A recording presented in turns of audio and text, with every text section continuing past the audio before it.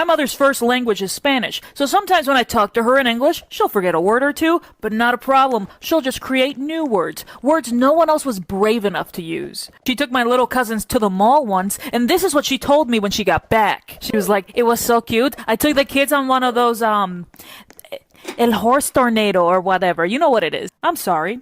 El Horse Tornado? I'm gonna need you to elaborate. And she was like, you know what I'm talking about. You put that attitude down, you put it down. I was like, okay, putting it down. Sorry. She said, don't try me. I'll kick your ass. And I was like, you don't need to kick my ass. Just put me in a horse tornado. I'll be terrified. You think you're funny? Mom, how would you act if someone said that to you in Spanish? Tornado de caballos. That sounds horrifying. She was like, okay, that's pretty funny. Merry-go-round, by the way.